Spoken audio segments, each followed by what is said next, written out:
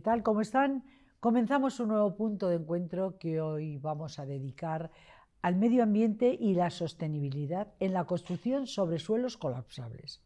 Bueno, este tipo de suelo colapsable, conocido pues así genéricamente como suelos estructuralmente inestables, son aquellos en los que un aumento en el contenido de humedad provoca una brusca disminución de volumen sin la necesidad de un aumento en la presión aplicada.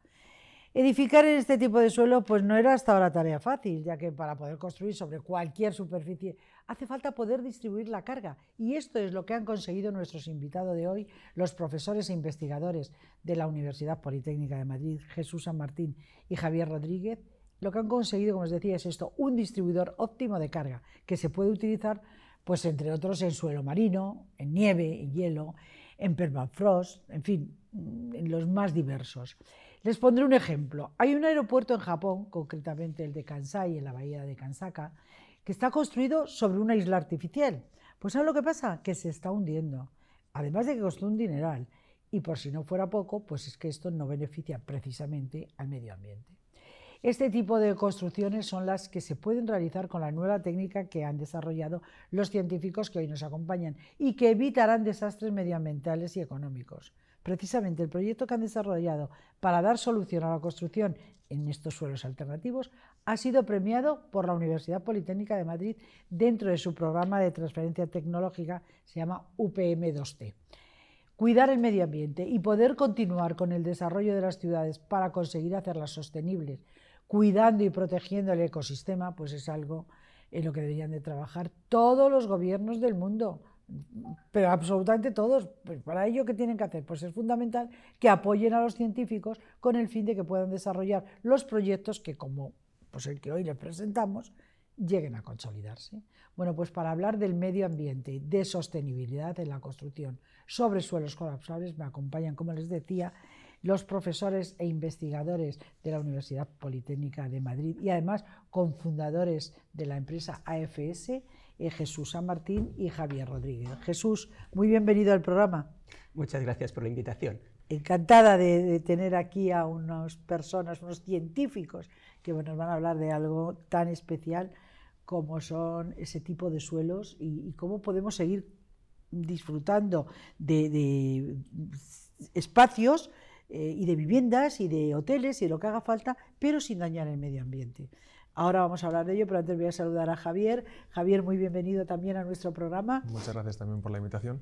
Y bueno, pues vamos a empezar ya a desarrollar pues todo esto que nos tenéis que contar, que creo que es mucho. Bueno, si te parece bien, dejamos de lado a los científicos y a los profesores para tener una conversación un poco más coloquial. Me parece si no, perfecto. Nos aparece el suelo estructuralmente inestable y nos desestructura a todos. Efectivamente, pues sí, pues vamos a dejar un poco de lado porque ellos son científicos los dos, son investigadores y además profesores en la Universidad Politécnica de Madrid. Pero bueno, dejamos los cargos a un lado y nos centramos en los suelos colapsables. ¿Qué son estos suelos? Yo he puesto el ejemplo del aeropuerto este que hay en Japón precisamente porque es un suelo colapsable, es que es un suelo artificial. Sí, realmente...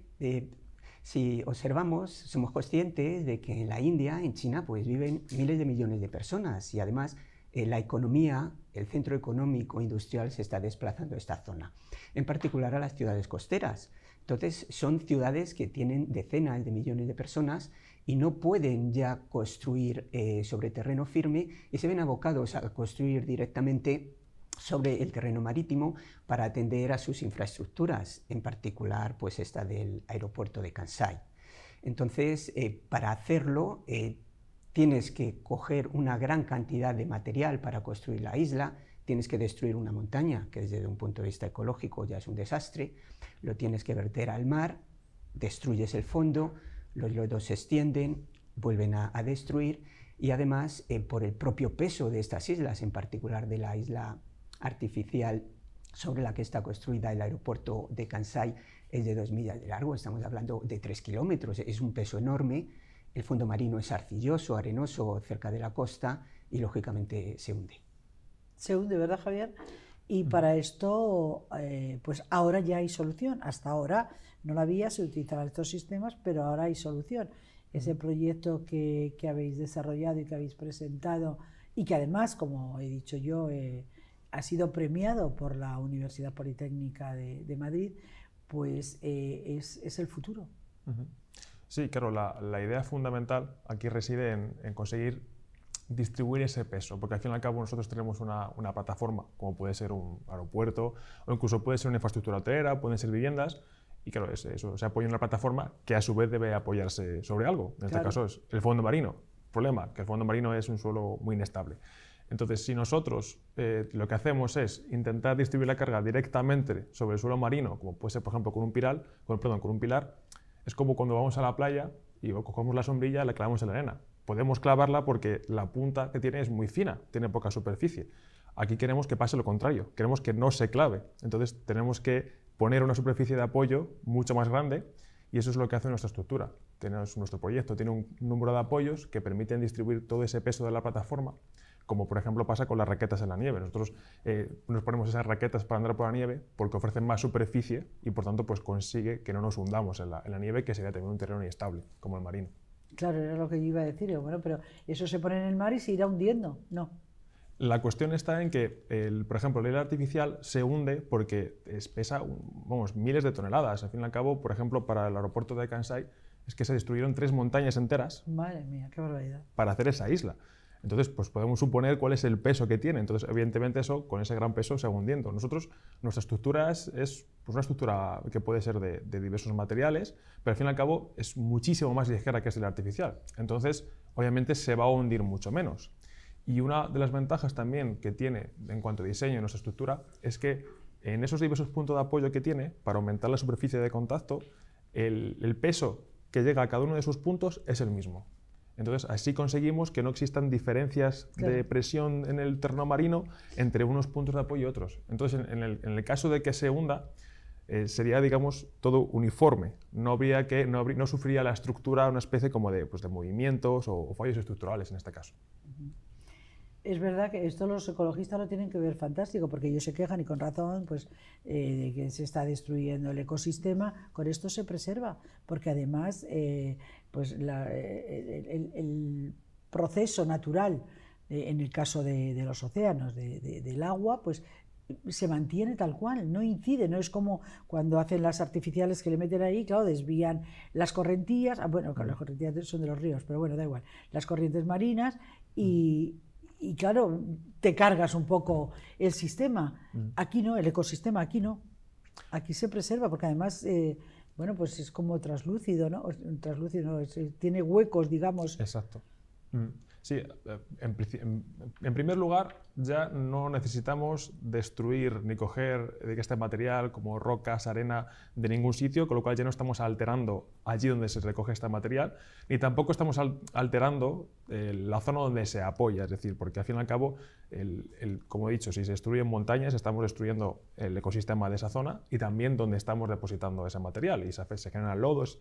En este caso, no, y porque además, como bien has dicho, esta estructura es una estructura que tiene huecos, entonces pues permite el paso de agua, el flujo de agua, y además es que nuestra estructura sirve para que se construyan arrecifes artificiales, con lo cual puede servir para el florecimiento de la vida marina, en vez de obstaculizarlo o de limitarlo. Jesús, ¿en qué otros sitios? Porque yo me he centrado en el tema marino porque me parecía algo espectacular, pero hay otros tipos de suelos que son inestables. Vamos a poner ejemplos. ¿Dónde se puede utilizar este sistema de construcción y qué ventajas tiene para el mundo y para las personas? Lógicamente que, como nos decía antes Jesús, bueno, pues la población sigue creciendo y en algún sitio nos tendremos que meter, ¿no? Sí, aparte obviamente de construir plataformas donde puedas construir la infraestructura de las ciudades, actualmente al mar se empiezan a desplazar otro tipo de infraestructuras. Por ejemplo, los grandes servidores quieren llevar sus discos duros al mar para que estén refrigerados.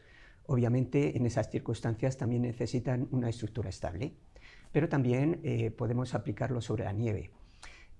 Al acercarnos con este tema, pues uno podría pensar, queremos construir sobre la Antártida.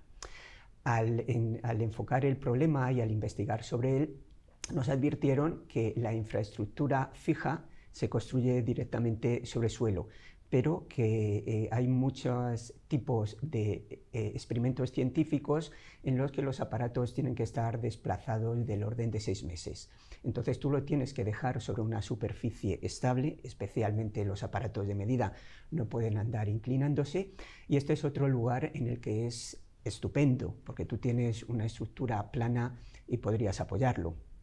¿Eso en la Antártida? En la Antártida, cuando se quieran realizar experimentos. También ahora mismo, con el calentamiento global y el permafrost, que empiezan a producir su fusión, pues también se puede utilizar esta propia técnica. Pero fondos inestables, que sean arcillosos, arenosos, los vamos a encontrar también en los ríos. Es decir, que si quieres hacer en un momento dado un puente de urgencia porque se ha producido una riada, se ha llevado el puente por delante y necesitas estabilizarlo, podrías utilizar este tipo de pilares. Bueno, este sistema, que doy por hecho que está patentado, ¿se podría empezar a utilizar ya o está todavía en estudios preliminares? Bueno, preliminares, ¿no? Del momento que ya les han dado el premio, es que está consolidado el proyecto, por supuesto, pero para desarrollar este proyecto...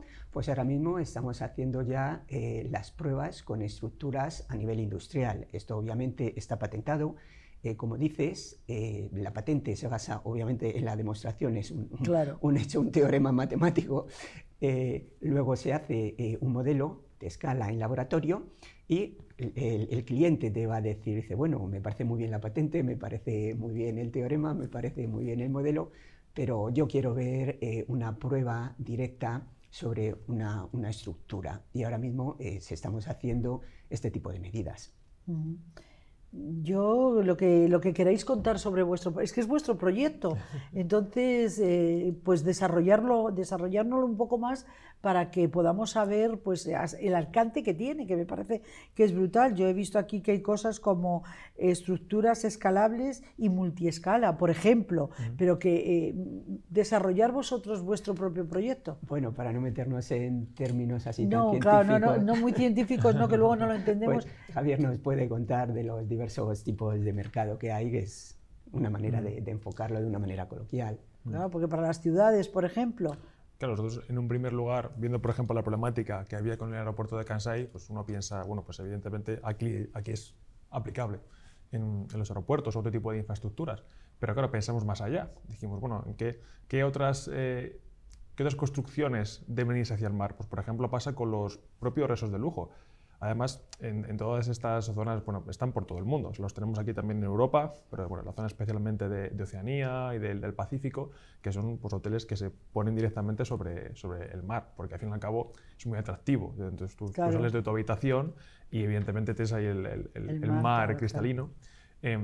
Y además, lo que pasa es que hay un problema, que es que, por ejemplo, en la zona del Caribe, donde también son muy habituales este tipo de resorts, se están quedando sin arena las playas. Entonces, claro, están perdiendo parte del valor que puede ofrecer ese resort.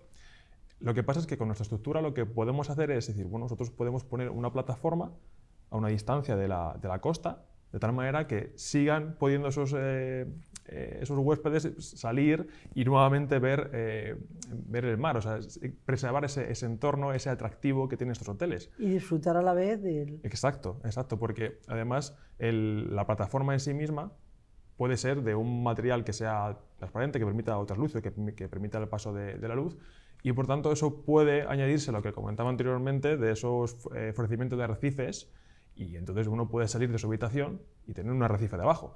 Bueno, con toda la vida, ¿no? y la belleza que eso incluye. Hombre, claro. De todas formas, esto en cuanto a turismo, pero hace un momento nos comentaba Jesús que pues, ante desastres, un puente que se derrumba, que como hemos visto recientemente aquí en la Comunidad de Madrid, bueno, y en toda España con las danas que hemos tenido, pero aquí ha habido pueblos que se han quedado incomunicados, pues en la zona de Villamanta, Villamantilla, todo esto. Entonces hubiera sido fantástico. Si hubiera habido este tipo de los puentes con este tipo de estructura, ¿no se los hubiera llevado la riada también? No, son cosas distintas. Es decir, por un lado puede llegar el río y obviamente se lleva todas las estructuras, dependiendo de la fuerza de la riada, Pero si tú vas a construir el puente, pues necesita unos pilares, evidentemente dependiendo de la anchura del río. Aquí lo que podríamos es poner la estructura para poner una plataforma sobre ellas de tal manera que volviéramos a recuperar un puente transitorio para atender a las necesidades. Una de las características de esta estructura, que es como una especie de triángulo, es que se puede cerrar como una especie de abanico. Entonces eso permite un transporte realmente sencillo.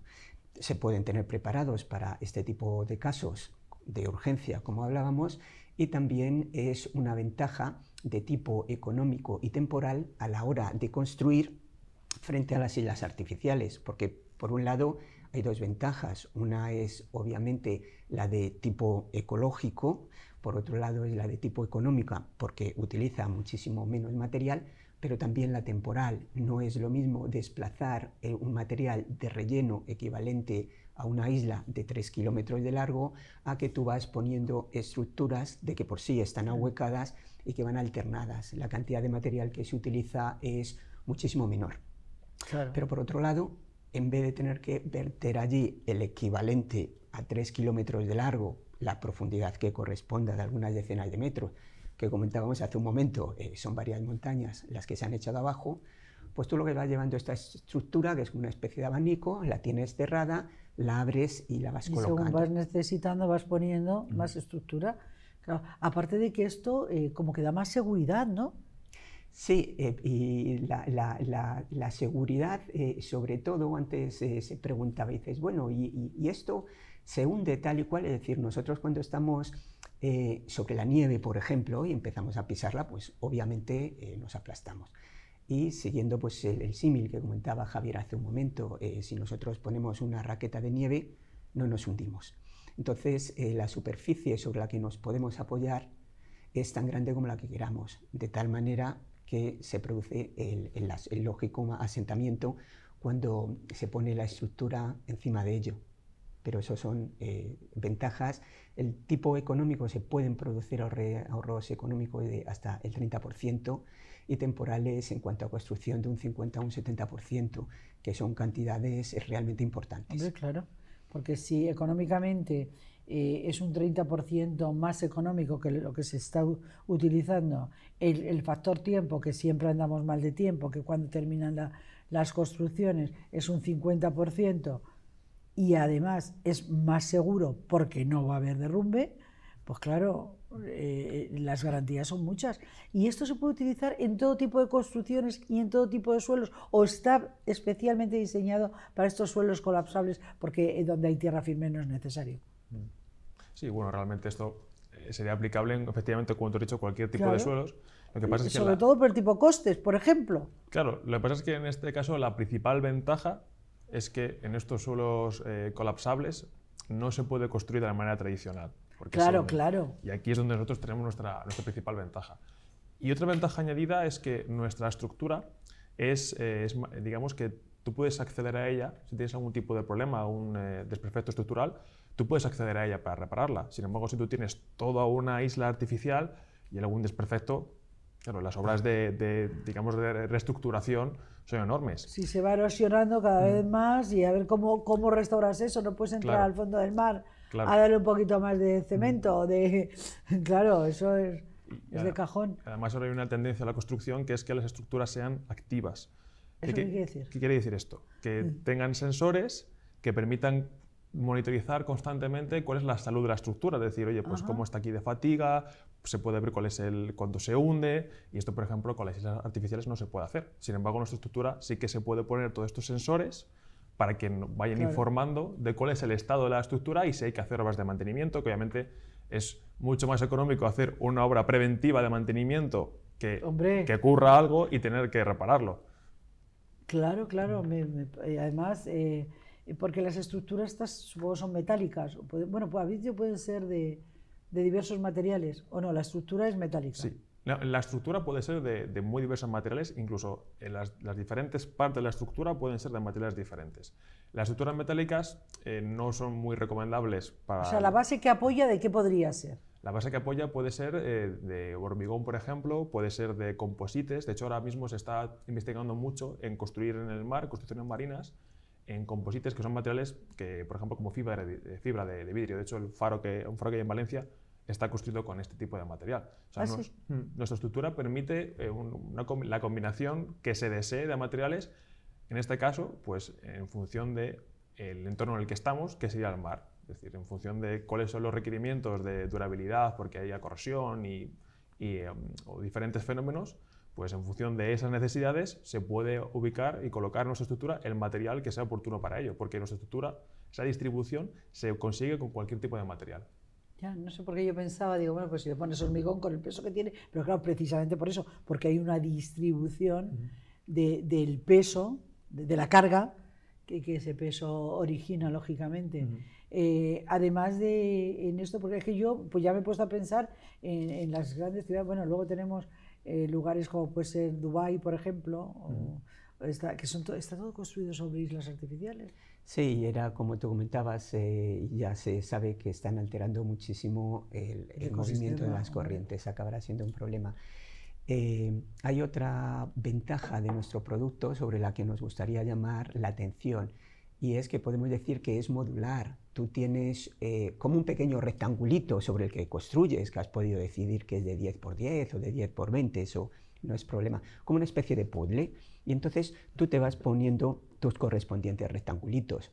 Entonces, si en un momento dado tú decides ampliar la infraestructura que tienes, tú sencillamente tienes que poner un rectangulito más. En el caso de tener una isla artificial, eso no se puede hacer. Y eso presenta una ventaja que todos sabemos cuando jugamos con los puzzles, que no solamente con un rectángulo haces un rectángulo, sino que combinándolos haces formas muy variadas. Entonces, la plataforma que tú formas con esa unidad básica que es el rectángulo, pues puedes hacer un gran rectángulo que quede en el centro totalmente ahuecado, es decir, la infraestructura hotelera tendría una piscina en el mismo mar, podría darle forma de calas. Como comentábamos hace un momento, a consecuencia del cambio climático, pues muchas playas pierden la arena, el hotel pierde muchísimo valor. Entonces, en realidad, lo que está perdiendo el hotel es toda la inversión del hotel. Pero como comentaba Javier hace un momento, si el hotel decide construir este tipo de infraestructura 10, 15 metros al borde de la playa, le puede decir a sus huéspedes, tenemos allí el restaurante, tenemos allí la tienda, tienen allí una piscina marina, pueden bucear debajo porque hay un coral. Claro, es que las posibilidades son múltiples. Estoy viendo que es mucho más amplio de lo que yo, cuando estaba preparando el programa, pensaba. Porque no sé por qué, bueno, pues cuando hablas de un triángulo que puede ser, pues piensas un triángulo de metálico que pones ahí, le vas ampliando en función, pero ya veo que no, que estamos hablando de otra cuestión. Y bueno, pues no nos queda mucho tiempo, pero sí es suficiente como para saber, ¿se apoya la investigación en España? ¿Ha sido difícil? ¿Cuánto tiempo lleváis preparando este proyecto? En torno a 1 año y medio es el tiempo que llevamos, que digamos, realmente la semilla de este proyecto viene mucho más atrás de la investigación, pero lo que es el patentarlo, el intentar comercializarlo, el llevarlo al fin y al cabo a la sociedad, llevaremos aproximadamente 1 año y medio con ello. Por otro lado, por parte de la universidad, nosotros tenemos un apoyo continuo y de formación, es decir, estamos continuamente recibiendo cursos pues para entrar en contacto con Venture Capital y para saber cómo exponer el producto. En ese aspecto nosotros estamos muy satisfechos por la labor que realizan los grandes profesionales que nos están acompañando en este proceso, porque aunque nosotros seamos obviamente la cara visible, nada está hecho. Hay un equipo, claro. Un equipo por detrás. Claro, claro, me imagino. Los dos son profesores de ¿qué asignatura de la Politécnica? Bueno, es matemática aplicada y va cayendo, dinámica no lineal, estadística, álgebra, puede ir cambiando con los años. ¿Y Javier? De métodos numéricos, cálculo. ¿Los dos son licenciados en matemáticas? No, ¿Se llama matemáticas o se llama exactas, como se llamaba antes? No. Creo que es matemáticas y Jesús es en matemáticas y en físicas y yo soy ingeniero mecánico. Ingeniero mecánico. Que ahí cuando recibí la formación de estructuras que nos ha permitido pues, utilizar ese conocimiento para llevar a cabo la estructura. Y Jesús, matemático y... Licenciado en físicas. Y doctor en físicas. Y doctor en física. Porque aquí la física también tiene mucho que decir, ¿no? En sí, esto ya me imagino. Son los fractales, que es al final donde se mete el conocimiento. Claro, ¿qué son los fractales? Así, de una forma sencilla. Bueno, nosotros, si vemos la costa, la costa del este español, pues si no vemos el mapa propiamente dicho, lo que nos parece es una playa. Pero si después nos fijamos solamente en la Comunidad Valenciana, volvemos a ver como las mismas entradas, como si fuera una playa. Pero si te acercas a Alicante, la costa vuelve a ser lo mismo. Es algo que aunque tú lo vayas aumentando de tamaño, sigues observando más o menos la misma forma. Algo así más cotidiano podría ser un árbol. Tú tienes el tronco y le salen ramas, pero si coges una rama, la cortas, vuelve a suceder lo mismo. Entonces, en esta estructura lo que hay es eso, de tal manera que igual que el árbol se sujeta sobre la raíz, que la raíz gorda le salen las raíces chiquititas, etcétera, pues se produce el mismo efecto, pero bueno, haciendo los cálculos adecuados para que aquello se quede plano. Lógicamente, ya cuento con eso, con que los cálculos son los adecuados. Sí. O sea, nace un poco de observar la naturaleza, porque al fin y al cabo lo que vemos en la naturaleza es resultado de siglos, milenios de evolución. Entonces, si ese proceso de perfeccionamiento pues, ha llevado a esas estructuras como los árboles o nuestros propios huesos, que también son, como decía Jesús, estos fractales, pues habrá que preguntarse, bueno, ¿por qué están ahí esas estructuras? Pues porque tienen una serie de propiedades que son óptimas, y ahí es el motivo por el cual dijimos, vamos a ver cómo podemos aplicar estas propiedades a este problema. ¿Y cuál es vuestra meta, si es que tenéis alguna, con este proyecto me refiero? El preservar el medio ambiente, el ayudar, yo le voy a decir a Javier, el poder decir un día a mis hijos, esto que estás pisando, pues lo diseñó papá, es un proyecto de papá, ¿no? ¿Cuáles vuestras metas? Solo con este proyecto, porque supongo que en la vida tendréis muchas otras. Bueno, yo creo que el fin último es contribuir a la sociedad. O sea, no es una cuestión de ego, decir, bueno, esto no, es cuestión de generar el suficiente valor para la sociedad, para mejorarla, y eso evidentemente ahora mismo pasa por mejorar el medio ambiente, por preservarlo y por hacer que las ciudades puedan desarrollarse de una forma sostenible. La tecnología es la punta de lanza, la palanca con la que vamos evolucionando en la sociedad, pero nosotros somos los que elegimos esa palanca, y en este caso pues es tener una palanca que sea ecológica y que permita atender tanto a los problemas que tenemos los seres humanos de desarrollarnos adecuadamente, como de respetar la naturaleza, que es el entorno en el que nos movemos y sin el que no podemos vivir. Por supuesto. Por eso tenemos que cuidarla mucho, que está un poco deteriorada, un poco abandonada. La verdad es que hemos ido tirando de ella sin ser conscientes del daño que estamos haciendo. Por eso es tan importante que este tipo de proyectos vean la luz, que los países del mundo entero se impliquen más y ayuden más a la investigación, porque el futuro de todos son vuestros proyectos. O sea que vamos a por ellos. Hemos llegado al final del programa, no nos queda tiempo más que para despedirnos. Se ha hecho corto, pero hablaremos más veces porque este tema es muy importante y es que nos afecta absolutamente a todos los seres humanos y a los no humanos también. Nos afecta a todos. Gracias por estar aquí con nosotros, a los profesores e investigadores, ambos dos, de la Unidad Politécnica de Madrid y cofundadores de AFS. Jesús San Martín, gracias por haber estado aquí. Ha sido un placer estar con vosotros. Espero que vuelvas pronto, y Javier Rodríguez, lo mismo te digo. Muchas gracias por estar aquí, espero que vuelvas pronto. Igualmente, ha sido un placer. Bueno, pues ahora ya sí me despido de todos ustedes, no tenemos tiempo para más, únicamente para recordarles que ya saben que tienen que estar aquí. Si ustedes no están, esto no tiene ningún sentido. Gracias por acompañarnos un día más, un saludo.